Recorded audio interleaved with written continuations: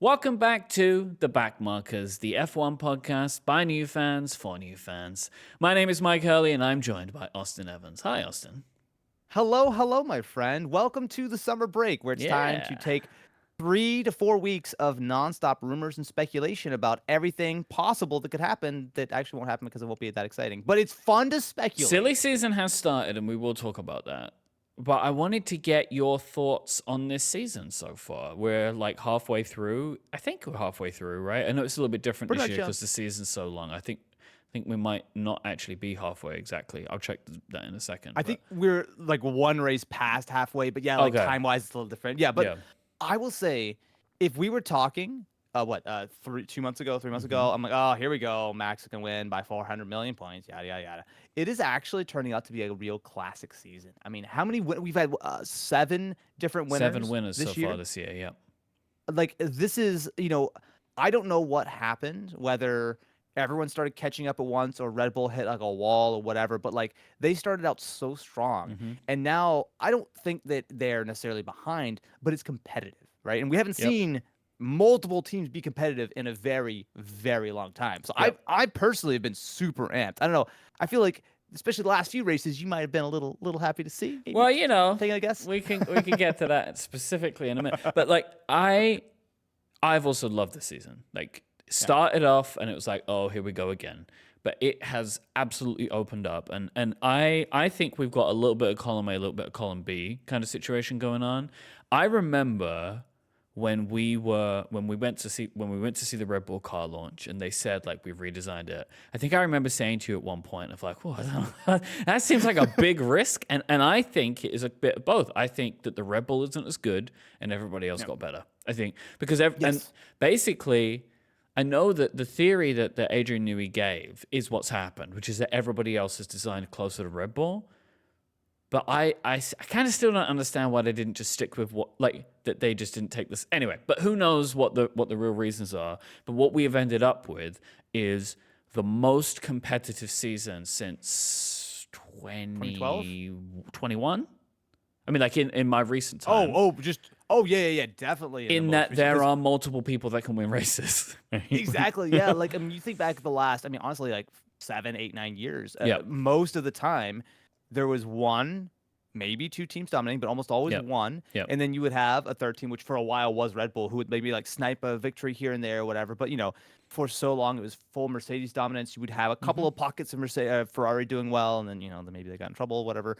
But now we're actually seeing that there are legitimately 4 teams every single race who it is a bit of a crapshoot. Like I don't think anyone, to spoil maybe the this weekend's race, I don't think a lot of people were expecting a certain Silver Arrow team to do anywhere near as well No. as they ended up doing, right? So it's like it's I think incredibly helpful for the sport to just see that there's so much variety, there's so much sort of excitement, there's so many ways that every race can go, and it's not like, oh, is Max going to win by 30 seconds or 40 seconds this week? Let's find out. Like it's so nice to see that everyone has gotten so close, and it's really just a matter of like which circuit and which car is working best on that track, and that's going to sort of tip the order. But also, if someone pulls a crazy one stop or someone Yeah. absolutely drives out of their mind or whatever, that can make the difference. And it's not just well, we did what we could out of the car and we got fourth today and blah Yeah. blah blah. Like it's really exciting. There's some I th- energy to it. Something that's really good right now is that different tracks are actually making an impact, right? Where some cars are just naturally faster on certain tracks, faster than others,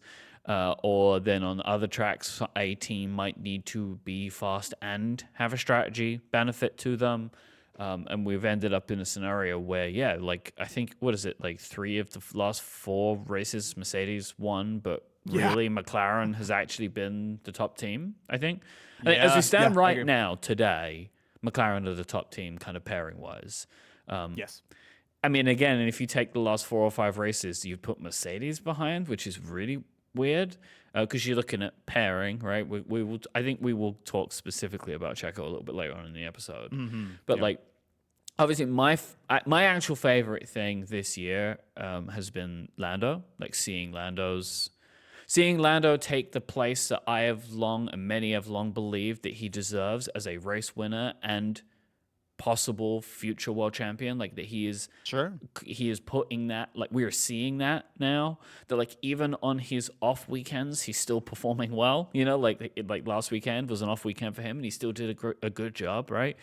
And I'm obviously like personally incredibly happy to have seen Lewis take a win in his final year with Mercedes, and for it to have been the British Grand Prix. Yeah, I mean, yeah, he got two, but like, it's two. Yeah, but like, it's great for me as a fan of Mercedes to see them back at a point where they're winning on pace.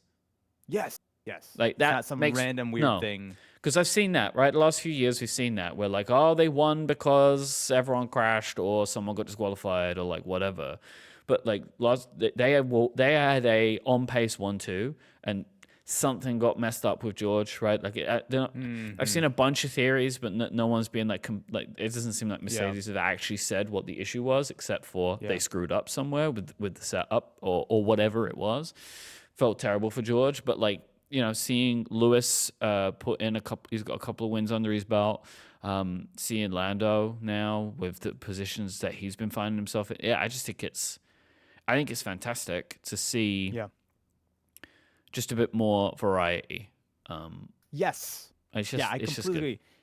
It's really livened things up, right? I think that every time, I feel like Formula One is sort of cyclical in a lot of ways, where you'll have like sort of periods of dominance from a team where a team or a driver or a combination just get things right and win and win and win. We had obviously Max the last few years, then we had Lewis and a little bit of Nico, but like mostly like Lewis and Mercedes for a number of years. Then we had Red Bull. There tend to be these like huge stretches of just dominance for so long, and that's fine. Obviously, it doesn't bother me. Really. Yeah, but I fully believe that a sport like Formula One, if a team is doing the best, if a driver's doing the best, they deserve to win all the things. That's great. Like, good job. Everyone's trying to do it. You did it. But as a fan of entertaining racing and, storylines and stuff, it is so much more fun when you can get 7 different winners in the first, like half of the season or whatever it's been. Like, that is phenomenal, right? Like how many seasons have we not had? Like, what, 4 winners or whatever? Like the fact that we've already had 7, and who knows? I think there's still a pretty good likelihood that we might get an 8th winner by the end of the season. Oh, I think it's with us. It's like without doubt, because I think it was something like, I don't remember exactly, but it wasn't since the 90s or something like that. It may have been even further, like maybe even further back, but it's been like decades since there's been this amount. Yeah. I don't know what the record is, but it would not surprise me if this year we had like a record, because there's going to be like, I think Oscar's going to win one. I think that feels. He already has.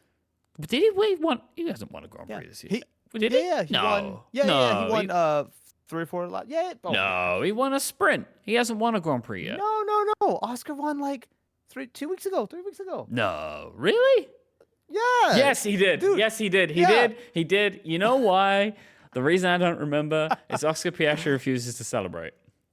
He did. No, he literally was like. Oh yeah, no, he won the one with the weird McLaren strategy thing. I've kind of put that one to the back of my mind because like that's not the win I want for him. Sure. That was weird. It was weird, but like, because here's the thing with that. Now I'm remembering everything, which is I can't believe that's fallen out of my brain. It's like 2 weeks ago. This is always going to be like, as I just brought up. It's the asterisk win for him. Yeah, I think it's worth a conversation about Oscar. I actually would, on the whole of it, rate Oscar really pretty close to Lando. Oh, yeah. I think that he's yeah. done a phenomenal job, right? You can really see the growth, and it just he's fast, and obviously as someone who's in his halfway through his second season, he still has some rough edges, and I'm sure he's going to still refine his tire management, yada yada yada. But like, you look at how good he is just fundamentally when it comes to racecraft. You look at his just raw speed, and you also look at his temperament. Like, I think that's something that is probably like, like you said, like you see him win or whatever, and you almost can forget about it because he's like, oh, cool, good job, guys. Like, he doesn't get all that excited. He's so calm and cool all the time. I think he has had the best like rookie. I don't know if rookie's not the right word, but like rookie plus as someone to have come into an F1 team, like he has had the fastest success that I have seen in my time watching. because it took him like a couple of seasons, and he's won a race, like and Yeah. and has been consistently at the top now for like the last 2 months. So yeah, I can't believe that I'd forgotten that. There was so much drama a couple of weeks ago, and I'd forgotten it already. It's just been a wild season. Like Yep. it's been interesting. I love the fact that we're in a sort of spot where every week it really just does feel like roll the dice, who got the tires right, who like all these little things that normally don't really matter. It's like, oh, is Max going by 15 or 30 or 45 seconds? Like that's usually like the sort of margins here. But now it's like completely up in the air. Yeah. And what also I think it means is that sort of, even though the top four teams are head and shoulders above everyone else, it's actually made it that sort of that midfield battle a lot more interesting, because it's like who's going to grab the last couple of points. And those are really important right now when you look at teams such as Sauber, who scored 0 points all year. You look at Williams, which there's some news there. Like even when you look at stuff like, like Fernando, who I feel for, he's re-signed. Man, He's what committed to happened to Aston. Aston Martin? Like, what happened? I think they kind of found their level. I think they sort of were overperforming for a bit. And yeah, now they've dumped all this cash in. Hopefully they get kind of stuff sorted. But like, it just feels like last year was this magical year where they really kind of got things right. And now they've kind of been sort of washed back out to quote unquote where their, resources and personnel Yeah. and blah, blah have kind of led them. I mean, I still think that the odds would be that if this season is so close, next season would only be closer. I can't imagine anyone's going to take some insane step. Obviously, we could be completely wrong, or I could be completely wrong. But I would assume that as we get closer and closer, all these teams are sort of coming close to maximizing what these regulations allow. Yes. And so it's going to kind of continue to sort of condense and get kind of Next closer year and closer. has the potential to be incredible. Like, especially with Absolutely. some of the moves that we'll be talking about. Like, Yep. next year could be like oh man, could we have one more year before we change over, please, to the new Absolutely. regs? Although new regs Absolutely. also have the opportunity, like the first year of new regulation can also be wild. And like the beginning of the 22 season was incredible, Yes. but it ended up But like, then it settled down settling real out. quick. Yeah, it did.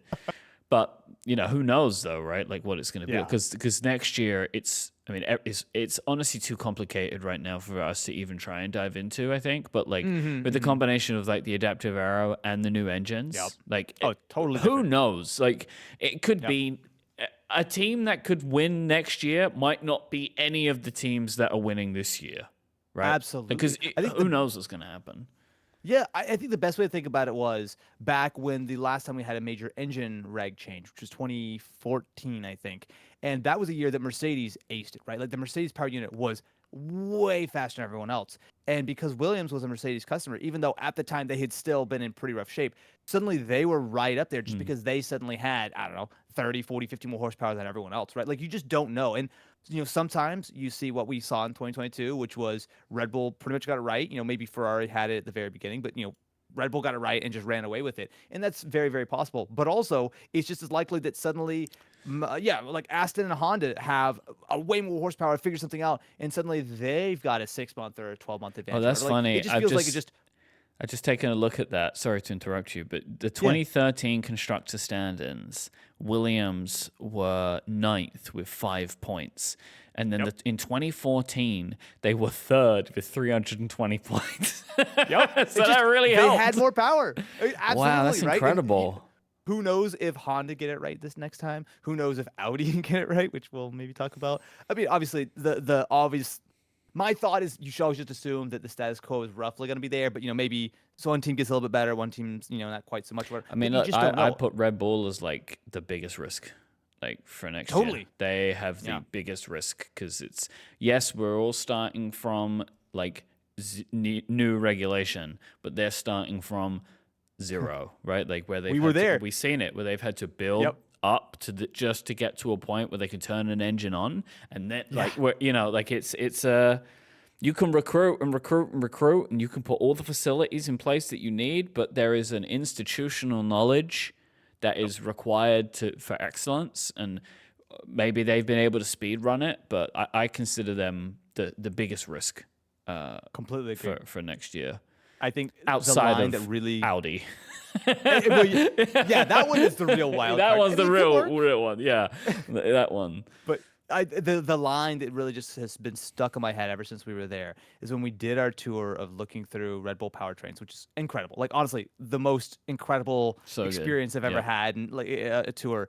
And when we walked from one side to the other, and the guy was like, "Hey, look down. You see the concrete's different? Yeah, like 6 months ago, this was dirt, and Yeah. now look at this. It's all been built up." And that to me was like, oh my God, they are like, you think about these things like, oh, build an engine. Obviously, we all know that's difficult, but it's one thing to just say that's a difficult thing. It's another thing to see the physical work and money and personnel. Like it is just an Yeah. insane project to sort of be undergoing. And obviously, who knows, right? I mean, there's rumors that Mercedes have the best power unit. No one will know for sure I where the think pecking order is until they're all fired up and running, right?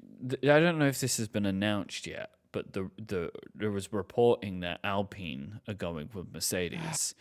I think that would Yeah. suggest that at least there is belief that from them that the Hmm. Mercedes engine is good Yes. because it turns Renault from to what? Like I guess they have zero customers.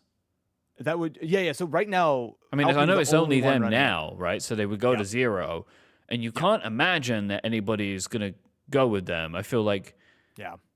it's you would probably if you were a customer would Yeah. you've got more choice. You have Red Bull, you have Audi. Yep. Renault is clearly not given a good engine for multiple years now, so why would Yeah. we Yeah. assume and it's going to be interesting, right? Where like what will produce the better engines? Will it be like will Red Bull be able to produce a better engine with F1 knowledge, or will Audi be able to produce a better engine with car knowledge? Right? Like Sure. what's gonna get people there? I'm intrigued about it, but I don't. I think it's gonna. I think it's going to at least create a lot of drama in Yes. Oh, 26. 100%. I think there's no shot that, for the first race of the year, there is not a pretty big disparity. I think over time, everyone will kind of even out. Like right now, with the exception of the Renault power unit and Alpine, everyone's like pretty similar on like power and whatnot. Like everyone kind of like leveled out a little bit. Renault, I think, are still behind. If I'm Yeah. honest, like, they're still probably behind like 20 horsepower or whatever. But like, I think in that first race, one team is going to have maybe not necessarily more like straight power because obviously there's so many regulations and blah, blah, blah, but like maybe better deployment or better aero. Like, I fully expect that the pecking order will be sort of shaken up. And I will say that coming back to the Alpine thing for a second, I'm a little sad about it if I'm honest. That team has been underperforming for so Yep. long. My expectation right now is that Alpine is absolutely for sale. I mean, they brought Flavio Briatore back, who has, especially for very, very new fans, a very checkered past where he had helped build some huge teams when it comes to like Benetton and Renault the first time around, but also a very checkered past as an individual and certainly as one of the architects of one of the biggest scandals, which was Crashgate. The fact that he is now back in a position of power is kind of Just crazy from a with the brief, same team like that he did that with. Crashgate was where he essentially orchestrated for Yes. a member of one of his Mhm. teams. I think it may have been Renault It was Renault, yes. to crash, so it Yep. would trigger a safety car to secure a victory, which is secure a championship. Yes, and I actually Right? don't even know. I don't even think they won the championship that year, but it pushed Fernando closer Yep. to winning, to my knowledge. Yeah, that was 2008, I believe. But yeah, just ridiculous, I right? mean, and they also they just got rid of the CEO and team principal again, right? Yeah, so Bruno Famen Yeah. is leaving, I think, at the end of the summer break or They're something. just a disastrous, revolving door. disastrous team. Like, Yeah. I mean, and I agree, it's a little sad, but I support the idea of like everything we're doing right now. Not Yeah. only is it not working now, it has not worked for literally years now. Yes. Like, it Yes. feels like they need their Williams moment, where it feels like Williams is having its moment right now, where whether it's Yeah. going to work or not, they're like throwing everything out and trying to do some new stuff. It feels like Alpine needs that. Yeah. And it's just this is a works team, right? Like there Yeah, are a couple of not works teams on the anymore. grid. Right, exactly, right. And it's just like it to me feel like that is a team that has been underperforming. It has been probably not invested into the level. It just feels like one of those things that has like sort of just been sort of dragged along that's never really reached its full potential and never really seen its like full vision. And yeah, they've had like bits and pieces of like, oh, they're pretty good for a minute and then they kind of fall off. But like, I mean, this year has obviously been atrocious for them. Like this is a team that should be third, fourth in the constructors and what they're like eighth or something right now or so. It's tough. Yeah. And I think They're that it seems 8 with pretty clear to 11 me. points, and It's Haas has 27. Yeah, yeah. It's just I think Alpine. It feels like to me, if they're getting rid of their works engine deal, they're ditching the whole Renault power unit and taking on a Mercedes unit. I think they've obviously brought back Briatore to try to help to clean up the team, and really, he's there to sell the team, right? Like it just Yeah. and especially because they have all those investors. Remember last year, a bunch of like celebrities and whatnot invested in the team. I'm sure they're very upset about it. I fully just expect that Renault, sorry, not Renault, Alpine as a team that is currently for sale. And I expect that, this time next year, they will have either been bought up. I'd love to see Andretti or something buy I them. say But honestly, what? it's like, So there's a thing in the UK with banks. This will yeah, make sense when I get there. Where there are new companies that want to become banks, but getting a banking license is an incredibly difficult thing to do. So they buy a small bank and inherit the license. It feels like Andretti should buy, because they obviously, no one wants them, no matter, right? They want to be there, but the other teams won't have it. So it feels like the easiest way now for them to get in is to buy someone else. And yeah, you're right. At the point when Alpine's taking investment, they're either taking it to build, or they're getting to the point where they're taking money because they're telling people, we will give you a good outcome soon because we're going to sell the team. And I feel like right now, even a bad team could sell for a lot of money. oh my God. Yeah. Like a lot of money.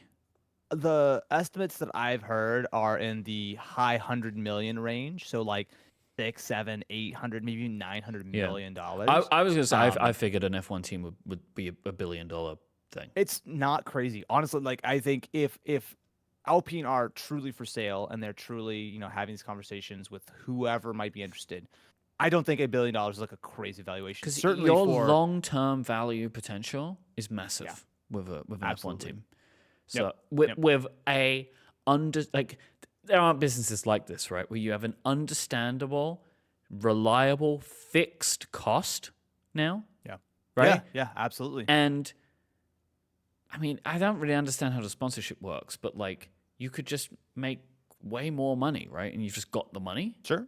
And then Yeah. I don't really know what happens to that, right? Like this is a thing that I don't know if you know this, right? But like if they have I can't remember the exact numbers. Let's say the cost cap's 150 million, right? Yeah, so they something can only like that, spend 150 million. What if they get like $300 million of sponsorship revenue? Like what happens to the rest of the money? It's profit and they get to do whatever they want with it. So But they can't basically they can't pay people out of that extra money. correct, though. yeah. They can It goes take to it the as- shareholders.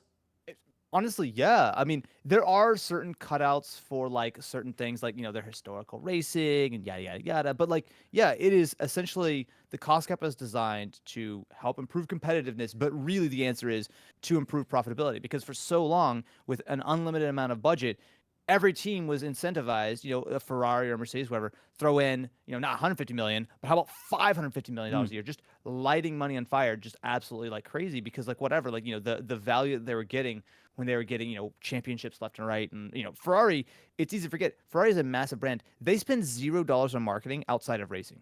Like you'll never gonna see a Ferrari billboard or Ferrari ad or Sell whatever. themselves. Like Ferrari's exactly like they. There's a joke I remember from like way back in the day, which is probably still accurate.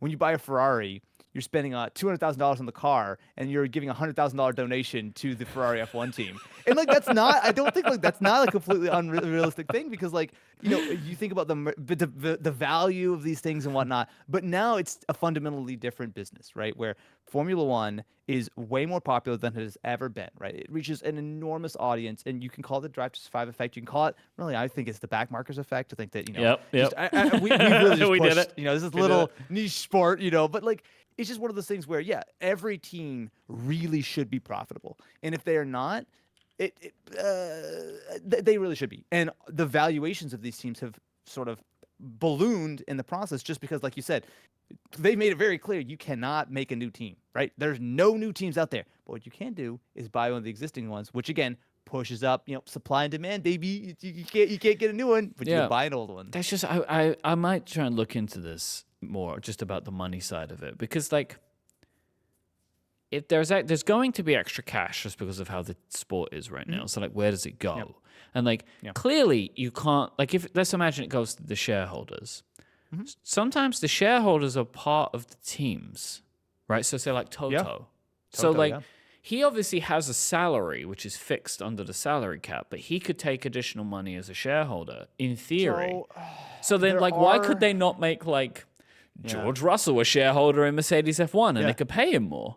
So Surely there must be actually, they must not there have carve outs for that kind of I was stuff. gonna say there are carve outs. So I forget the number. I want to say it's the 3 or 4 most highly paid employees of the teams. They're exempt from a cost cap. So Okay. Red Bull can pay Max $50 million a year, and that does not come out of the cost cap. Right. That So comes that's out. coming So out of the additional money that they're making. That makes sense. That exactly, makes sense. Because exactly. that would be And really weird. Right? yeah. Where it's like, Yeah. do you want to put $50 million into your car, or do you want to hire a really good driver? And I think most people would say, well, you know what? If I can pay Max $50 million a year, or I can pay Yuki $1 million a year, Max is a better driver.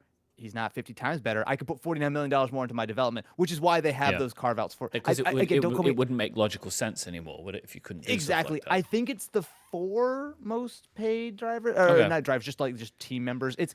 It's some number in that sort of effect. But I mean, I guess there are things outside the cost cap. So when it comes to like, in addition to just the raw money, if you are making like an engine, right? So you're making a power unit, you get a significant higher check. There's In an fact, I think additional that cost cap now. From I at least from yes, and 26. I don't know about now, but in 2026 there is yes. like a cost cap on it as a powertrain supplier. Exactly. But if you're a team and you want to, instead of give all this money to Mercedes, whatever, if you wanted to build your own power unit, well, that's one way that you could spend the extra money. You could also invest in facilities to a certain degree or whatever. Like, there's a lot of like creative ways There of has to spending be money on your like catering. logical ways. Yeah. Well, no, actually. There has to be like logical things to do, otherwise the Yeah. teams can never grow. But I Yeah. do still support the like there is like a budget on the infrastructure. But anyway, this goes Yes. back to the point of us saying that like it means that a team could be very valuable now. But Absolutely. anyway, Yeah. I want to talk about silly season, but kind of looking at where we are this far, I would like us to make we make our predictions, right? I would like us to make an additional prediction because of where we are at the midway point, which is very different to the last two midway points, where right now we aren't at a situation where any championships are locked up and the championship is shrinking. So I want us to make predictions now for who will win the Drivers' Championship, who will win the Constructors' Championship. Do you want to go first? Happy to. I can lock mine. You want All to do right. both at once? Or you want to do one at a time? Because I can Let's lock do- mine real quick. Let's do them both. Do them Okay. both. Max drivers. I don't even think I understand that lead's getting a little bit smaller. Mm-hmm. Max is too good of a driver to let that many points disappear. He's not Yep. gonna let it happen, right? Max has got it. All right, I will stop McLaren- here. I'm just going to say I agree because just in Cool. case we end up agreeing on both, I agree that Yeah. it's going to be. I think we could get towards basically the end, maybe or like close. But I think Max will do it because he has he has to be a disaster, right? Yeah, he is. So currently, as a recording, Max is on 277 points. Lando is in second place at 199. That is when you consider this It's really 20, close. 26 points Yeah. per race if you get like fast lap and everything. I mean, Max can basically not show up for a couple of races and still have a somewhat comfortable lead. Well, but So- you say that though, but let's imagine a scenario where Max DNFs and Lando wins both races. Well, now we're really close. Yes, that's but Max like doesn't do that. No, but it could happen. But like, It there could, is yes, there is a yes. world in which it happens, and like in a DNF Sure. for him could be he gets someone like Lewis drives into the side of him. Right, these things have Yeah. happened. Right, that Sure, like sure. then if that happens twice in the next 12 races, which right then we're in a scenario where the lead is in half. Right, That is so true. That is true. it's I- not I impossible. completely say it is possible, but if I was gonna put odds Unlikely. on it, I'd say like 90% Max has got this. I think Yeah, that's like I mean, obviously, I agree. safe. Like, we're about making a prediction right now, and I put my it's chips not on 100. Max Verstappen to still be the champion. But it's not going to be cut and dry. And I think Yes. I see a scenario where it's decided on the last race of the season. And would be lovely, we've yeah. sure before what happens when Max Verstappen gets to the last race of the season. You know, motor racing can occur. All right. Constructors, I think, is a much more open conversation. So again, for context, we're recording here at the very end of July, so just going into the summer break. Red Bull's on 408 points. McLaren's right behind at 366, and Ferrari are in third at 345. And Mercedes, while they're still behind, are still in there at 266, especially considering that they've won 3 of the last 4 races. So I think all 4 are somewhat in contention. I'm going to put my money on McLaren, mostly because, as we're going to talk about in a little bit, the driver lineups are staying the same, and our boy Checo, as much as I think we both share some love for him, has had a rough season, and I don't see any signs of that sort of improving. And Max, while he is doing a good job, cannot win this on his own, especially when McLaren are so good with two very evenly matched drivers who are going to snatch every single point that they can, even though I will still say that McLaren have significantly dropped a lot of points. I think they've dropped a couple of race wins. I think they've, as a team and as drivers, specifically, I put a little bit more of the blame on Lando. There have been enough sort of issues where they have not been operating as a real true peak team, where I think Red Bull have almost punched above their weight the last 4 or 5 races in a number of ways, because you can tell that they are a well-oiled machine. Max is an absolutely just sort of metronomic kind of driver, and the team has a lot of things that they have done right because they've won so much and they've been sort of on top of their game. But my vote is pretty clearly McLaren to win constructors. I don't see how Red Bull pull it out unless they are able to magically bolt on some stuff on the car and make it a lot faster. Because right now they're driving with 1.5 cars, and that's just not a way to win when it's this competitive. Yeah, I thought maybe my take was going to be spicy, which is why I wanted to do this, because I also think McLaren's going to win the Constructors' Championship. And I was wondering, I wasn't sure if you were going to agree with me, but I don't necessarily 100% believe that the Red Bull team is locked in, but I don't believe there is a change that they could make that would alter the outcome significantly. Where McLaren, I think honestly right now, if Mercedes were closer, they maybe could do it because of looking at them. Like, all we can do is look at what's happened, right? And like right now, the situation is different. Like, if they had had a better start of the year, right? Like Ferrari sitting on 345. If that was Mercedes, then Mercedes or McLaren could win it. Because I think we are week by week watching the Red Bull team just like drop. Like, they're not winning. Right, he's not winning, and they do not have two teams, even in reliable points. Yeah. Right? Like, it's not even just like we can't even bank on them both getting points at the moment, which is like weird. Even if it has happened, like, I don't know the stats off the top of my head. Even if it has happened, I just don't think it's something we can be like, oh yeah, they're definitely both going to be getting a good points haul every weekend. At least I would say that, like, I am very confident that McLaren will get a better overall team points haul in every weekend than I would believe that Red Bull would get, like, from a high. So yeah, I think McLaren's going to do it.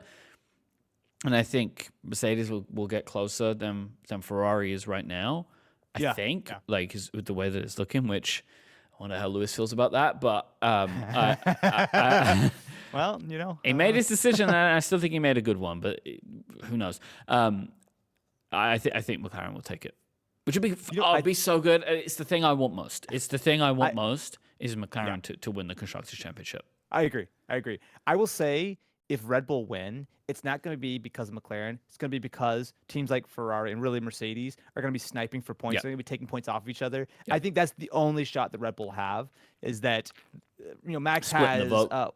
Exactly. He's got a few extra, quasi teammates who are going to steal points off of, obviously he had a bad weekend, sort of this last race at Spa, but because so many teams are in contention, ultimately Max still scored in front of Lando. So even though he got like a 4th or 5th or whatever, he still technically extended out his lead a little bit. Maybe not in the constructors, but certainly for the drivers. So yeah, I think safe money is on McLaren.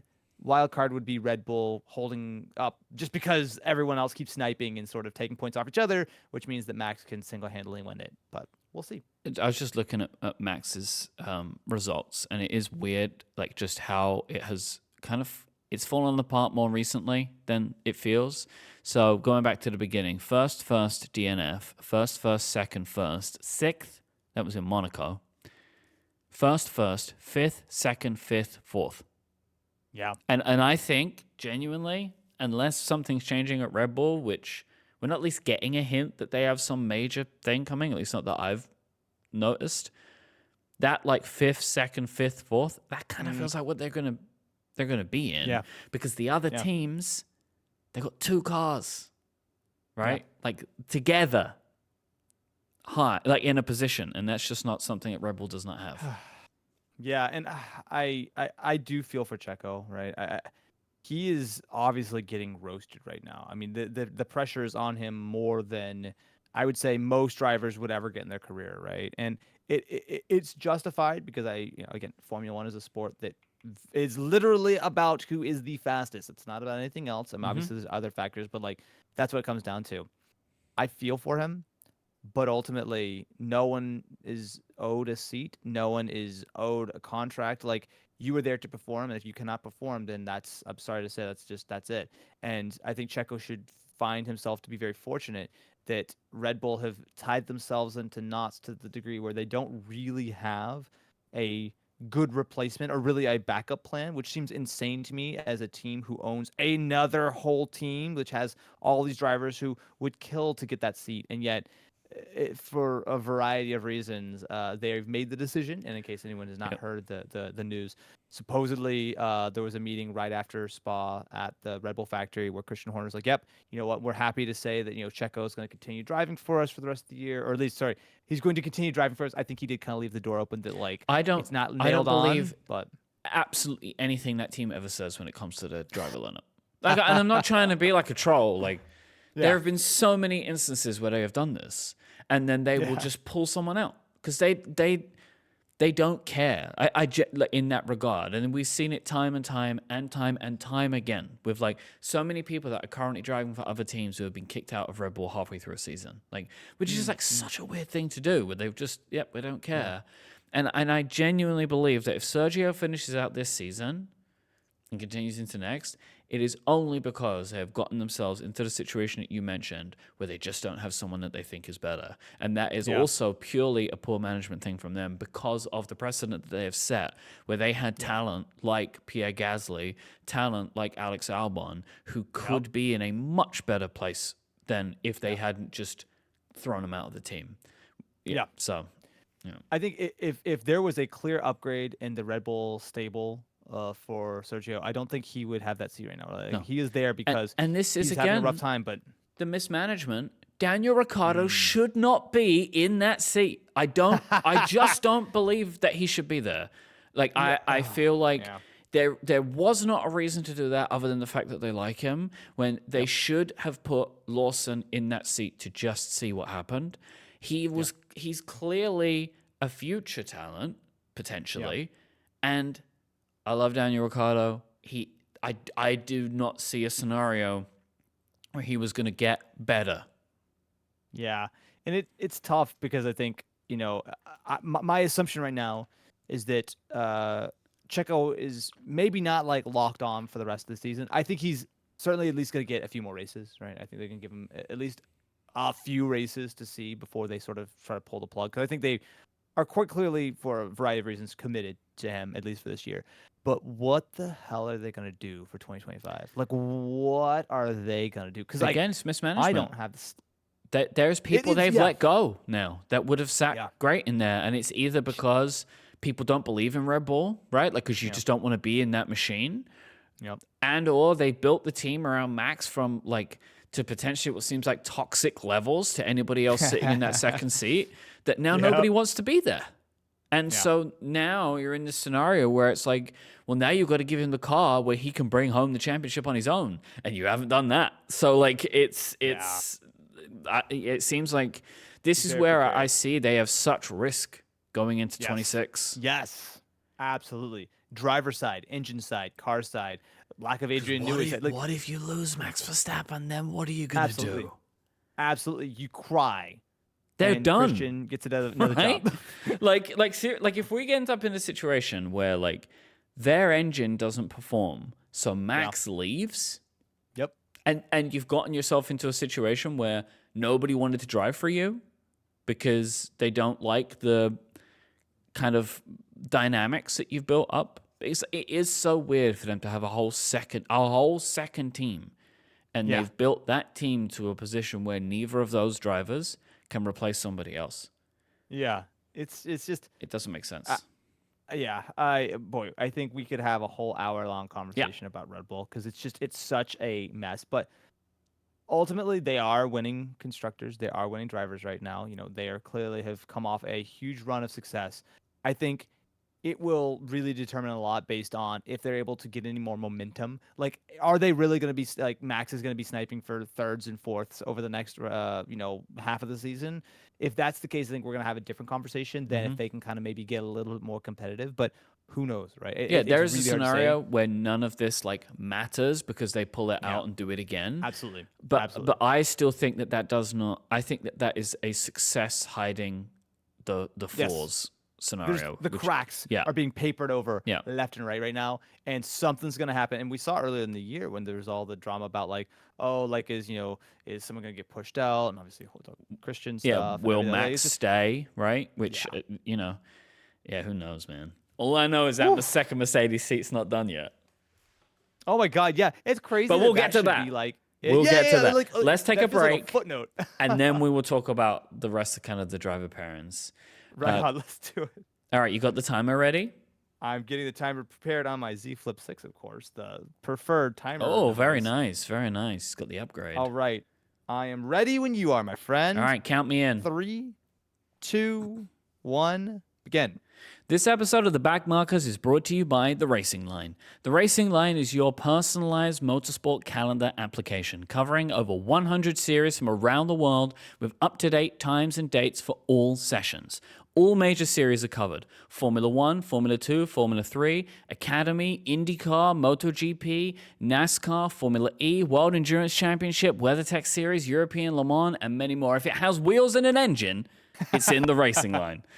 I love the Racing Line. I've been using it forever, and they just had a huge redesign, and it looks so good. What I love about the Racing Line is I'm able to choose my the notifications that I want and how many times it's going to alert me to any session that I want. And I've like now, previously when I used it in other seasons, I was just wanted to know about the race, but now I care more about watching parts of every session. So I'm able to go in and say, no, this season I want you to alert me about qualifying and free practice, and you can set up different times and alerts for all of that stuff. You can build your own motorsport calendar by selecting the series and sessions that you want to see. Every session is converted to your local time, so you don't have to spend mornings on time zone conversion websites working out when things are starting for you. The race information can then be surfaced on your home screen and lock screen with widgets. Custom notification alerts for you for the session before it begins. You can have up to 2 notifications per session, and you can have these at any times that you want, whether you want 15 minutes, an hour, a day, 2 days, 4 hours, 3 minutes. Doesn't matter. It's up to you. It works on your time. The Racing Line also includes streaming details for all series. The app links out to the streaming sites of the series and marks whether they're paid or geo-blocked. There's a ton of motorsport that's free on the web, and the Racing Line can help you discover it. It's not just all about Formula 1. The Racing Line was built by a single indie developer who took up iOS development after listening to Relay FM shows and the Accidental Tech podcast. It is designed by a motorsport fanatic for motorsport fanatics and is available for iOS, iPadOS, macOS, and watchOS too. Relay FM listeners can get 3 months free and 70% off the lifetime of your subscription by using the code BACKMARKERS to keep your subscription at the reduced rate for as long as your subscription is active. That is the code BACKMARKERS for 3 months free and 70% off the lifetime of your subscription when you check out the Racing Line. So go and get it from the App Store today. Our thanks to the Racing Line for their support of this show and Relay. 2:28:53. That was It's so weird to hear you much say slower. relay. And Yeah. not relay FM. Look at the big news left and right over here. We are very slowly rebranding the company to Relay. It's like we announced it as part of our. By the way, my previous one was like a minute slower than that, so I had a lot I wanted to say about the Racing Line Yeah, because of a the lot to get through. redesign. So yeah, 2 minutes 28:53. I was 1 minute 26:75 last time, but I had a lot to say. But yeah, we announced it as part of our 10th anniversary celebration, but we don't yet have all the approvals that we need from the trademark office. So course. like we're not Yep. but we wanted to just get it out there. But over the coming months, we're changing the name to Relay, and we have a new logo and that kind of stuff. So. You could have done relay AM. I'm just We saying. could have that's done that. Really, the future. But I don't want another domain. Like we're still keeping the domain. We're still going to be relay.fm, but nobody Yeah. calls us Relay FM, and so we're just leaning into that, and we're Relay. sense. Like that's just what we Yeah. are. You're So- not a Visa Cash App racing. You know, Bulls, racing if team? anybody wants to give us enough money to the point that I would look into it. You know, maybe we could be like the Racing Line Relay. You know, like I'm not Yo, sure what the check that's is. good. That That's is good. That's good. I like it. So I'm actually happy about when we recorded because there was news in the last 24 hours with Carlos Sainz joining Williams. But I just thought I would go over quickly as it Yeah. stands the 2025 grid. So Red Bull is Verstappen and Perez, Ferrari is Leclerc and Hamilton, Aston Martin is Alonso and Stroll, Williams is Albon and Sainz, McLaren is Norris and Piastri, Haas is Ollie Behrman and Esteban Ocon. And then these are the teams that have a gap. So Mercedes has George Russell, Alpine has Pierre Gasly, RB has Yuki Tsunoda, and Kick has Nico Hulkenberg. And then there are gaps at those teams. So not a lot left, but there are gaps left. So we have the Mercedes seat, the Alpine seat, the RB seat, and the Kick seat. I'm happy to see Ollie Behrman get a seat, and it's interesting the pairing with Esteban Ocon because Alpine basically kicked him out. Yeah. Right? Yeah. It seems likely. There will be consequences, they said. Yeah. We'll see you later. I like how they dropped off his car, though. That was very nice. Oh, here's the car you won with. I think because it was in his contract that he had to get a car if he won. And then like, oh, by the way, we'll see you next year or never. Bye. So okay, if we're gonna go through it like bit by bit, I guess we want to start with Haas because that is the only I think all new lineup, short of potentially Cake, but that's a fully new lineup. Nico has had a phenomenal season, right? I think that he has dragged that Haas into Q3 so many times. He has been, I think, an incredibly underrated driver this year. I think a lot of people are kind of appreciating, but like, given what he has accomplished in that car, I think is really impressive, right? Very consistent, very, very fast. I think it's a great signing. It's going to be Albany from 25, right? Actually, that's a great question. I think that they're not going to flip the branding until they're ready for full works. 2026. Yes, I think so. So are we expecting it to be Kick Sauber next year? I don't know. It's going to be Sauber, something Sauber, right? Probably. I believe so. Yeah. So my assumption is it's probably just still going to be called Kick Sauber. My understanding, I could be wrong about this. My understanding is that Audi is in the process or has about to completed the final purchase. 100%. I know that they were going to originally do. Yeah. They were going to do like 25% a year, whatever. I think they were like earlier this year, like, yeah, whatever. We're just going to just buy the whole thing. But even though they own it or mostly own it or whatever, they're not going to brand the team as Audi until they're ready with the Audi. Because they just kicked out the leadership team too, didn't they? They did. They did. Yeah. So, boy, Sauber is an interesting place because like it feels like it. 0 points, last in the constructors right now. Car has been comfortably the worst. You look at like Zhou, who has had a terrible season. He has no confidence in that car. Even Valtteri, who is, I think most people would argue a pretty good driver, has gotten very little out of it. Do you remember the 40-second pit stops for the first few races? Good Lord. It's embarrassing. Yeah, it's just bad, embarrassing. Man. It's bad. So, look, I think that it's a good move for Nico. Like he's going to essentially be most likely the lead driver of a German Audi team. He's got some patience. We'll see. Next year's probably going to be some pain, but hopefully they get things right for 2026. Who knows? But it's a good move for him. Who else is in that seat? I have absolutely no idea. I think the safe option would be to keep Valtteri, but who knows, right? I think it would be a bit of a shame to see Valtteri fall off the grid. And I'm not seeing a lot of drivers who are going to be an upgrade on Valtteri, if I'm honest with you. But that's, I think, a seat that's interesting. What's your thought on it? Would you not, as Audi, maybe want to bring in someone like a rookie? Maybe. And give him a year, right? In the bad Next car? year would be a good move. Yeah. And then hopefully your 26 car is better, and then they have a year under the belt. Like, it would be strange to me. Hulkenberg Bottas is fine. It's not particularly exciting, and for me, I don't think. And so I don't know. Like, I think that there's something to be said that if they at least had their eye on someone, like, and I don't even know who that would be now, really, that would be kind of untethered. Because like clearly Audi should have the aspirations of a Mercedes, right? Like that should be their aspiration, which means they're going to need to start finding new talent. You can't rely on people who have had like 20 years experience to drag this team. And it's not no offense to Nico, it's not a Fernando Alonso type, right? Mm-hmm. Sure, of course, yeah. Really, honestly, maybe Bottas is better than Hulkenberg. Maybe as if you're gonna have a veteran, right? Yeah. Like a previous race winner. I don't know. I mean, fair enough. Like, and I say fair play to Nico. Like, get the bag, Yeah. and Oh, of maybe course, you're going to absolutely. end up with like you might get your podium, right? Like, why not? Maybe in Sure, 2026 yeah. you might get your podium. But the kick seat is the one that is the weirdest to me because I just can't. Yes.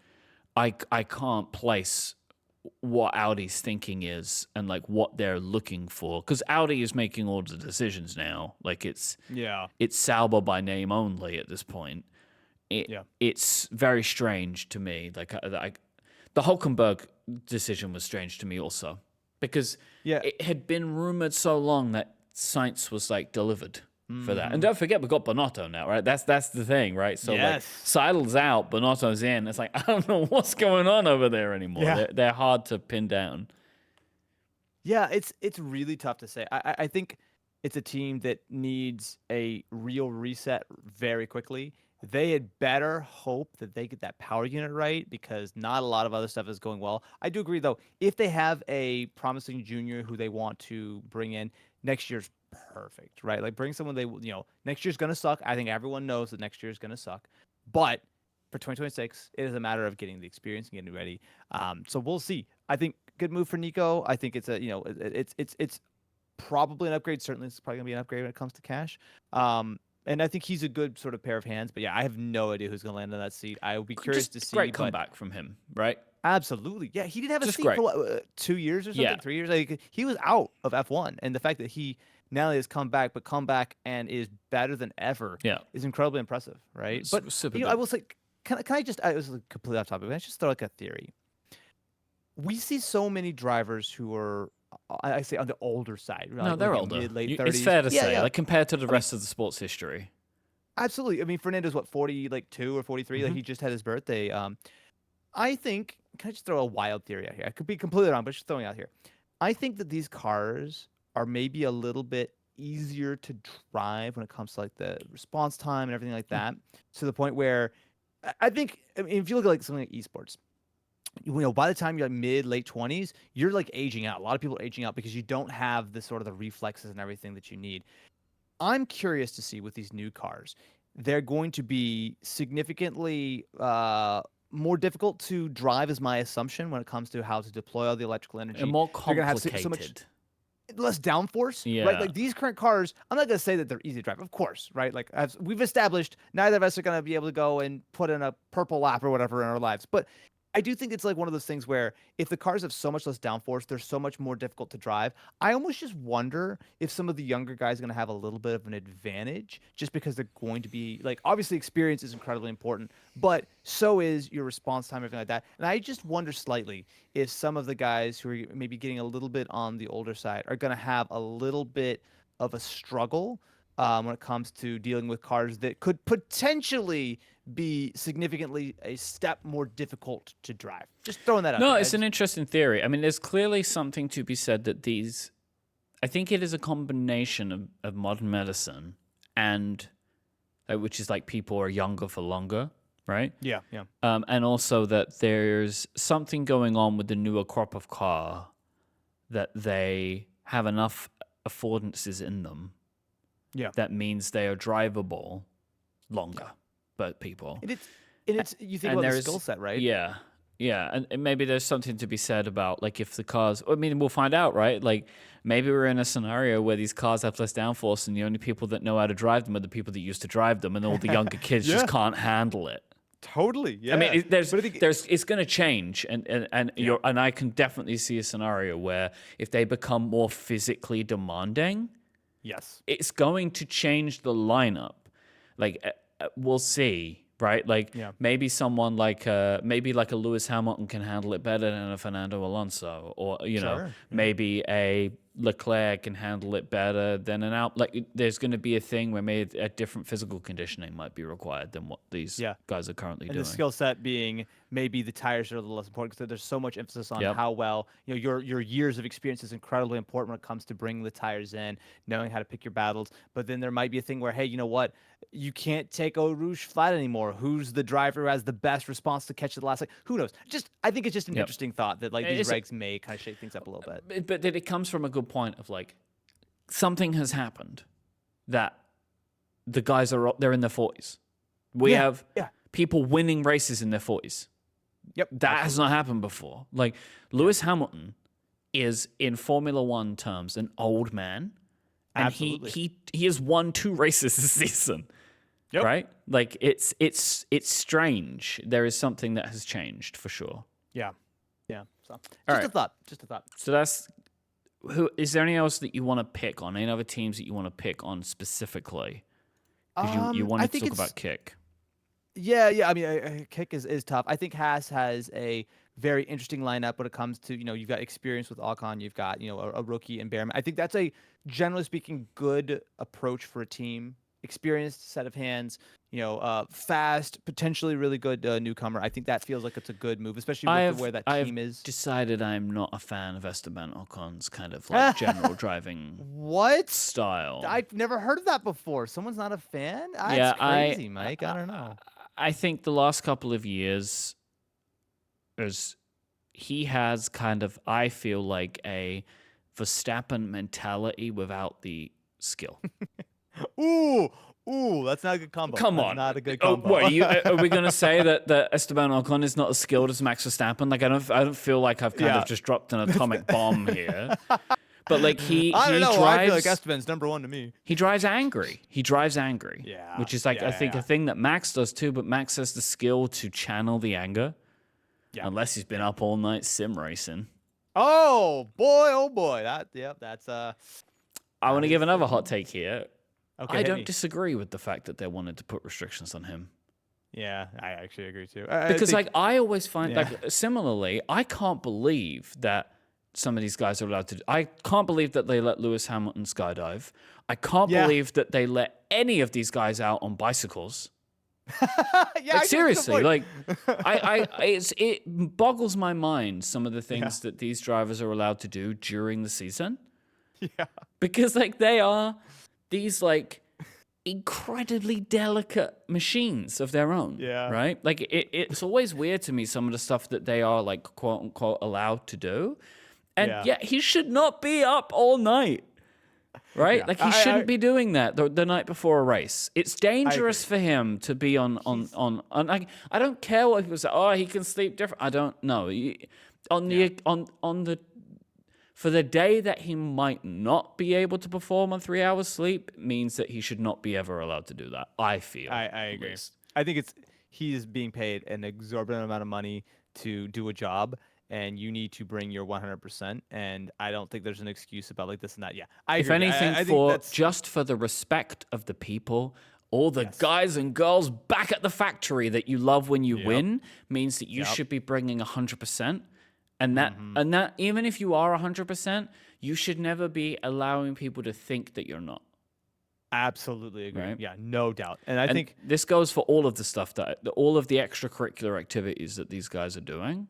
It has always been weird to me anyway.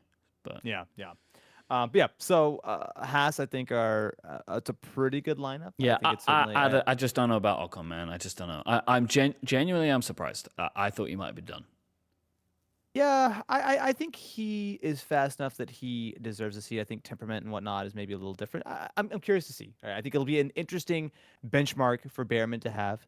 I'm also kind of curious, and I know this is again a way longer conversation, but like you gotta feel for Carlos. Like as far as Williams has come, I think as much of that project feels good, as much as the potential of having a great new Mercedes power unit and pulling another 2014 and suddenly having way more power and stuff. All this is fine. All this is great.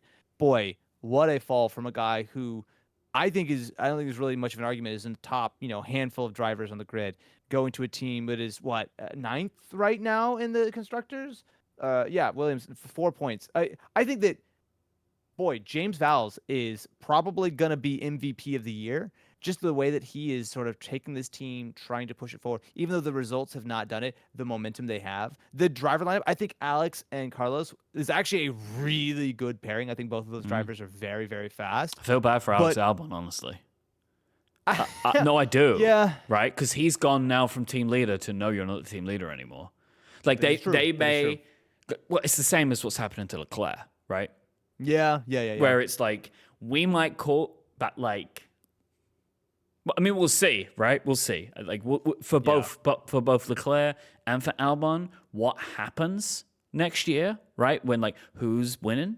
But like at least on the face of it, for both of them, Sainz is the better has appears to have had the better record than Albon, and Hamilton has a better record than Sure. Leclerc. But we'll see what happens if we Yeah. put them in the cars. But I understand the mentality of like people feeling bad for Carlos, but I actually think it's maybe of the options might be the best for one. what's left. Oh, I agree. Like, I take think I a would couple much, of years and see what happens. Because, like, I wouldn't want to put you in at Red Bull. Mercedes Yeah. aren't going to bet on you long term. They're just not. They were going Yeah. to give you 1 year, which I think is why he didn't want to do it. And, like, what? Yeah. You want to go to Kick or Haas or RB Yeah. or Alpine? yeah. Like, I actually think that, like, of what was available, Yeah. it was a better. You take the year and maybe it will go okay. And then you take the coin flip on 26 and this might Yeah. have been good. And you know what? In 27, a better team will pick him up if there's a spot. Like this is you're in the sport. You're potentially on a team on the bounce. I think Williams was a good move, and apparently they're paying him like 10 million. Like he's making a good amount of money. Like Yeah. I know why people say it's a step back. It's obviously a step back from Ferrari. Yeah. But like Yeah. he was running the risk of having nowhere. Yeah, I may be a little more pessimistic. I think that Carlos is in the prime of his career, and there's a very real likelihood that he spends the next couple of years sniping for the odd point, and you can see what that had sort Yep. of. I mean, What it did Valtteri for was Dan- winning what it- left and right. I think what it did for You know, Daniel Ricciardo. Absolutely. Yeah, I think it's incredibly dangerous for you to take a step back like that. And Yep. very few people take that step down and take that step back. Once you're stock, he can perform miracles in that Williams and get some 7th and 8th places, whatever. And it will, I think, as we've seen with Alex, help. But it's different when you're actually out there outperforming your teammate, winning races and stuff. So, like, it's a tough thing. Obviously, I kind of think, I agree with you with the choices he has now.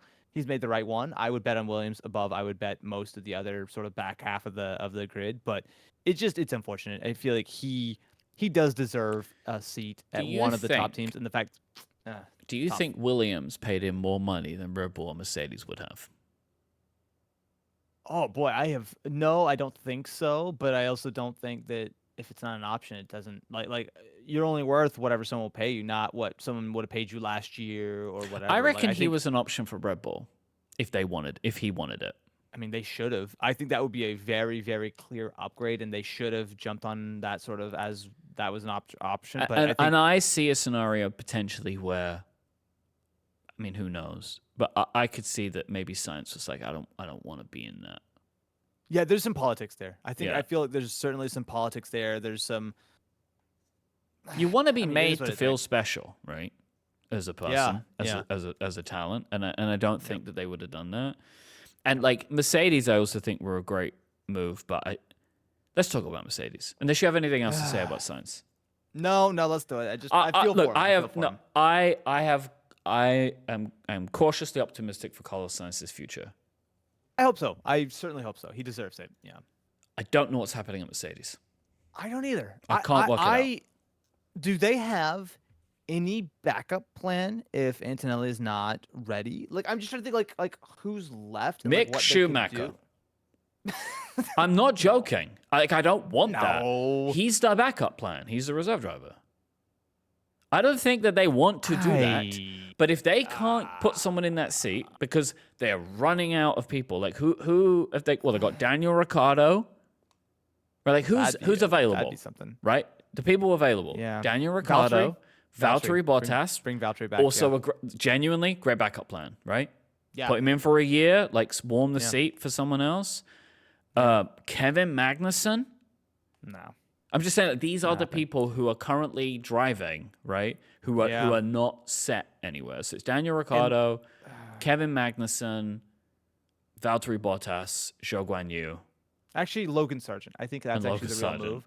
I think that we just need a little bit extra freedom in the Logie team. Bear. Now, I don't know. I mean, it feels like they're very committed to Antonelli. And I mean, to be fair, like, take a shot. Like, I mean, I do feel like we need more bold decisions. What's to the bring reason that rookies they're in. not putting him in then? He's had a less than spectacular F2 season. He's had, I think he finally won a race, but like, he is not. To be fair, there's also been some problems with the team. Yeah, there's always excuses and issues. He's not had a stellar first F2 season. And keep in mind that Antonelli, he is a driver who comes as quote unquote the next Max Verstappen. He skipped through F3. I think he went from karts to, I don't know, maybe he did like one season or something, but like he's like 17 and he went straight to F2. And he's doing okay, but he's not, smashing it like you. Did you have see seen this some- thing that apparently he can record the lap time of any lap he's ever done? Okay, Have you seen that's this? creepy. No, that's creepy. I don't like that. He That's- can I don't- remember his fastest lap from any session. This was Okay. a thing that went around. Mercedes was posting videos of this. Jeez, okay.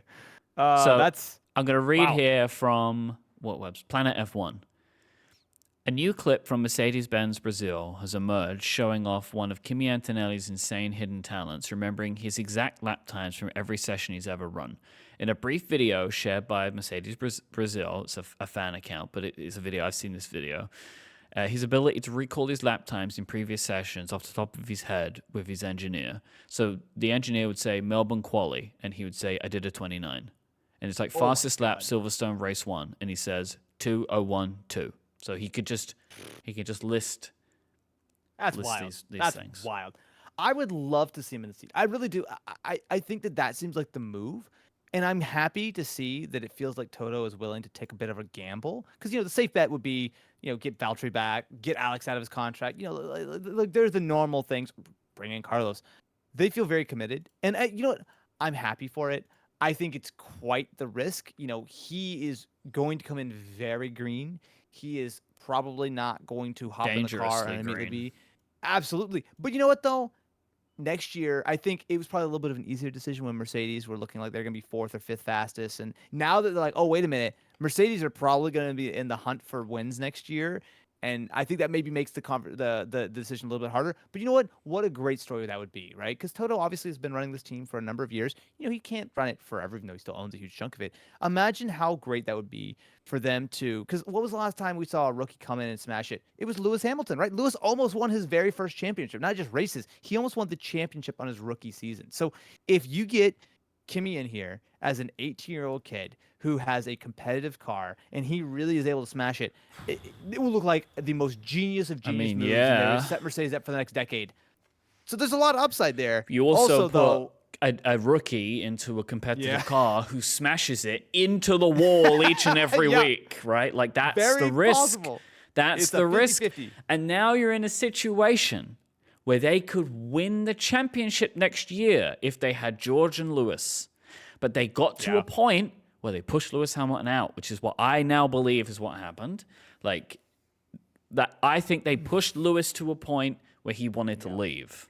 Yes. And- I think so too. I think he lost faith. That's bad. That's bad. Yeah. And we're here now, halfway through the season, and they don't have a driver in the car. Which is a pretty important thing to have. Yeah. Look, I'm incredibly excited to see. I'm curious to know if, how much of these answers will be decided maybe in the next few races. Obviously, we've got, 3 or 4 In weeks the next off or couple of whatever. weeks. Yeah, it could be. Or I wonder how many of these decisions will be left until the very end of the season. I would not be surprised if this grid is not final. And certainly when it comes to maybe the second Red Bull seat until we are past the final race. I'm curious. I think that this has been a phenomenal season. It has been the best season. I still do think that 2021 is one of the best Formula One seasons of all time, with just how unbelievably dramatic that was. Like, I still think that that's going to be the peak for me personally for a very long time. But in pure performance and in pure sort of unpredictability and the amount of race winners and the amount of sort of evolution as sort of things have come. And we know, I feel very confident saying that the pecking order right now is not going to be the same, 3-4 months from now. I feel like we'll continue to see teams kind of rising and falling. Yep. I think it's been absolutely phenomenal. And I am incredibly excited for not only this year, but also for next year. Who knows what 2026, it could be, actually that, RB actually accidentally made the best car and they win it by 100,000 points. Whatever, who cares, right? It's gonna be exciting to Yep. see.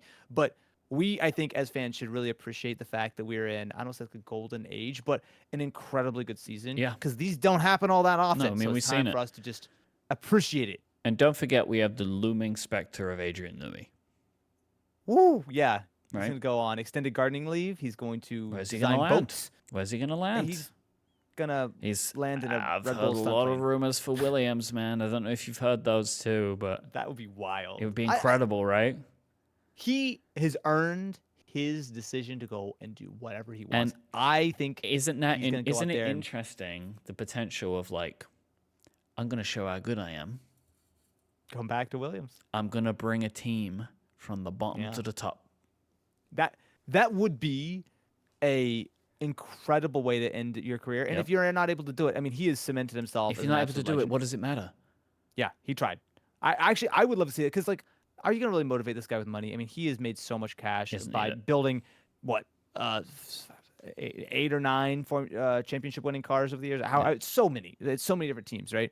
I would love to see him take on a real challenge. And boy, imagine the conversation: Williams, 2026 world champions. That would be unreal. You know what? You get me excited. I don't think it's gonna happen. And but I'm then my excited. boy Carlos, he ain't complaining the when champion. he's the champion in 2026, is he? He's playing Then 4D chess over here.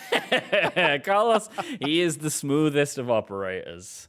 Last thing, and the one benefit Williams has, you've seen this, is the first appendixless driver pairing in F1 history. They're saving some weight. George saving could some take a weight. lesson or two. Saving some weight, pop the old appendix out. We're going to be back in just a couple of weeks. So I think we're going to do like a pre-half season. I actually have a thing that I want to do, which I can prepare for. I want to do, and hopefully we'll have a better understanding of it. It's like the second part of this conversation is a 2025 tier list. Oh, I'm 2025 driver pairing tier list. So you can think about that. Excellent. Thanks for listening to this episode of The Back Markers. We'll be back soon. Goodbye, my friends. Until the summer break and silly season comes for us all. Yeah, enjoy your summer.